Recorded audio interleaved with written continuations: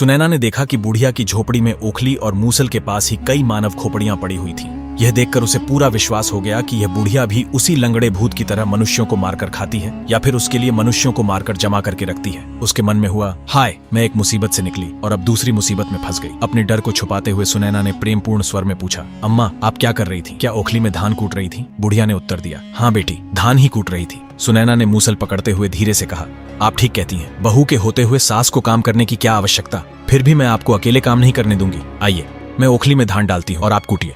बुढ़िया उसकी बातों में आ गई। जैसे ही वह धान डालने को ओखली में झुकी, सुनैना ने तुरंत मूसल उठाया और पूरे जोर से बुढ़िया पर वार कर दिया। कुछ ही प्रहारों में बुढ़िया की खाल अलग हो गई। सुनैना ने जल्दी से बुढ़िया के शव को एक ओर छिपा दिया और स्वयं भी छिप गई। तभी अचानक लंगड़ा भूत वहां आ पहुंचा। उसने आवाज दी, अम्मा, सुनैना तो अब तक मिली नहीं और आज कोई मनुष्य भी नहीं मिला। क्या तुमने किसी को पकड़कर मूर्ख बनाया? लेकिन बुढ़िया तो अब मर चुकी थी। स्थिति संभालने के लिए सुनैना ने तुरंत बुढ़िया की खाल पहन ली और उसकी आवाज में बोली, बेटा, अब यहाँ कोई मनुष्य नहीं मिलता। मैं सोच रही हूँ कि किसी दूसरी जगह चली जाऊँ, शायद आज ही निकल जाऊं। यह सुनकर लंगड़ा भूत बोला, ठीक है अम्मा, जहां भी रहना वहां से मुझे संदेश भेज देना, मैं वहीं आ जाया करूंगा। सुनैना ने बुढ़िया के वेश में हामी भर दी। जब लंगड़े भूत को विश्वास हो गया कि वहां उसके लिए कुछ खाने को नहीं है तो वह वापस चला गया। अब सुनैना के मन से लंगड़े भूत का भय काफी हद तक मिट चुका था। सुनैना ने बुढ़िया की झोपड़ी की सफाई की और वहीं आराम से रहने लगी। बुढ़िया का एक छोटा सा खेत भी था जिसमें सुनैना काम करने लगी। उसी गांव में एक युवक अपने माता पिता के साथ रहता था। उस युवक का नाम था ननकू। ननकू का खेत बुढ़िया के खेत के पास ही था। वह प्रतिदिन बुढ़िया को खेत पर आते जाते देखा करता। एक दिन सुनैना खेत जा रही थी